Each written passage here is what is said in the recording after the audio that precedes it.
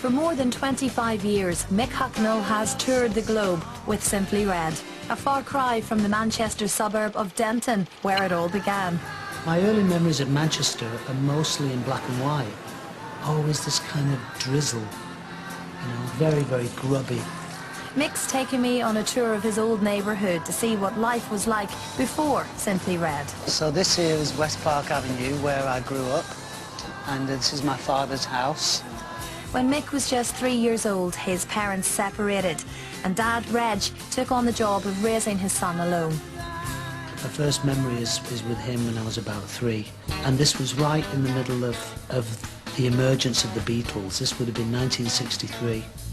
I would stand in front of my dad's mirror in his bedroom with a yardstick, holding it really high like John Lennon used to hold the guitar, and pretend I was John Lennon. Mick clearly had a passion for rock and roll, but his family didn't quite get it right when they gave him an accordion. You know, I wanted a guitar, an accordion. It set me back years. And your dad, though, liked his music too, didn't he? Oh, so, yeah, you know, very much so, yeah. He'd always be listening to the radio, and he'd say to me stuff like, "That's going to be a hit. You mark my words, that's going to be a huge record, that is." What about when he heard you singing Holding Back the Years upstairs? Did he shout that up then? No, everything I did was bloody rubbish. Okay, so now we're going into Manor Close. This is where I was effectively brought up. And up here at number 4 was where I describe her as my Auntie Nellie. She wasn't really my auntie, but they looked after me when my dad was working. I used to spend time in your house. Did you know that? Yeah. I kind of grew up in there. Along with music, Mick's other passion was Man United. Christine, let me show you a real football fan. You're going to say Are that. you watching, Frankie boy? Are you watching? Dearly beloved, we are gathered here today at the 2010-2011 season Premiership champions and Champions League medal winners. But I went to my first football match in 1968. I was 8 years old, and George Best was still playing, and Bobby Charlton and Dennis Law. It was an incredible moment for me. I would stand at that end with a group of my mates from Denton. I could never have imagined that further down the line that I'd be standing in the middle of that field and performing there on stage during the Euro '96. It was one of the biggest thrills of my career. So, you know, if someone had said international music star, international football star. It was always music. As Sir Alex said to me later in my life, he said, "You know got the legs, son." From the start of Simply Red, Mick has been as famous for his red hair as he has for his songs. But back in his teens, it seemed like his flaming locks were holding him back. I tried to be in a band when I was about 13, and they weren't keen on having me in because I had red hair. Apart from David Bowie, there isn't really any male redheads that are kind of famous singers. But when the Sex Pistols played their first northern gig at the Free Trade Hall in Manchester, Mick realised there were no longer any rules about being a rock star. This was the first time I saw something that was like my generation. Yeah. They were kind of spotty and kind of messy like we were, you know. Made you feel like you fitted in, yeah? Yeah, I related. And that gig had just happened to be at one of Mick's favourite haunts. The Free Trade Hall was one of the main music venues when I was about 15, 16. It's a hotel now, of course. Yeah, it's still a beautiful building. Yeah. Mick and his mates had never seen anything like the Sex Pistols before. This is rare archive footage of that very first gig. And Mick became such a regular on the punk scene, he even got caught on camera. Yeah. Oh, it's brilliant. It's embarrassing. Oh, no, it's not embarrassing. You can just see the want in your eyes. You're just... It's going to be me one Yeah, day. You can see I'm eager. You are. Yeah. That Free Trade Hall gig was the spark Mick needed to start his first band, the Frantic Elevators. We started out rehearsing after we'd seen the Sex Pistols, and it was just about 4 or 5 years of just sheer fun.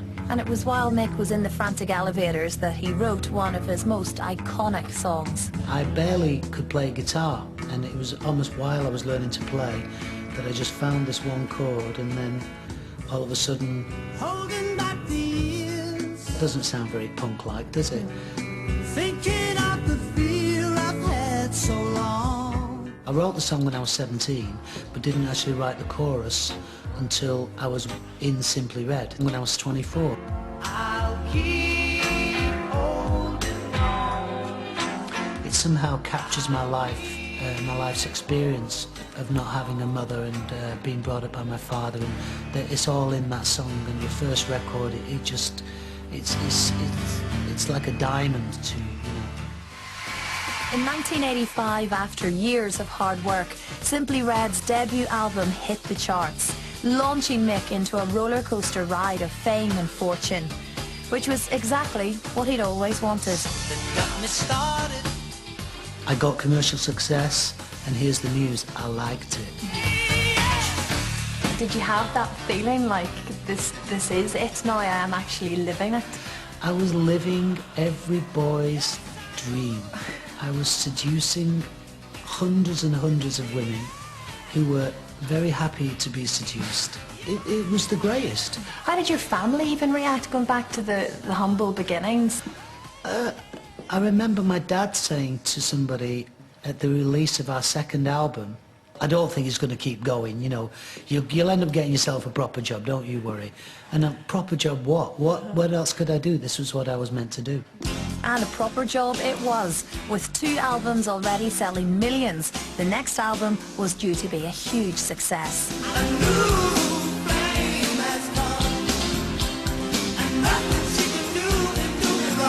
We had a #1 in America. The album was top 20, it was top 5 all over the world, and we were touring all over the world. And I got criticised for having too many covers on the record. So I got kind of irritated by that, and I said, right, the next record I write, I'm going to write all the songs. And that turned out to be Stars.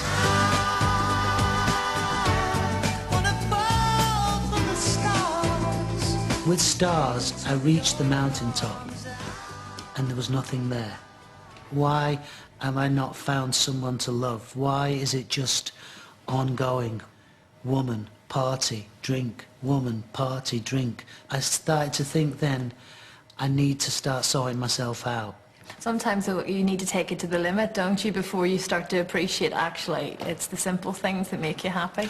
Well, there's a line in a Faces song called Debris that says, I went there and back just to see how far it was. And from about 1985 till 2001, I most definitely went there and back. Did it all, and came out just about with my liver intact.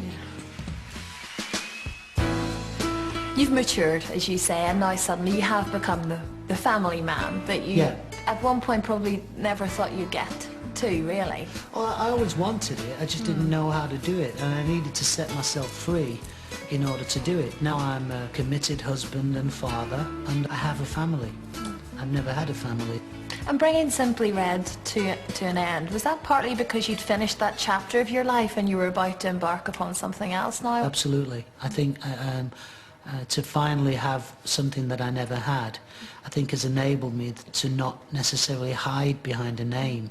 You don't feel the need to having a huge reunion gig again, maybe in 5 years' time or whatever. How do you feel about Simply Red? We've had a lot of incredible moments that I really treasure, you know, but I don't really feel a strong urge to go back. I like moving ahead. I'm out. See you later. Well, looking ahead, though, does involve the Faces, and that you're doing that for fun, basically, aren't you? It's completely bonkers. It's beyond what I could ever imagine. I still think Rod's an amazing artist, and so I got given this chance to sing these songs with this band I used to idolise. I feel like a kid in a sweet shop. Did you ever believe that this life that you've lived so far was ever going to happen? Yes, I did. I always believed You know, I didn't know to what extent the level, but I always thought, I don't care what anybody else says. I don't care about whether there's no red-headed singers. I don't care. I'm going to do it, and I did it. I'm doing it.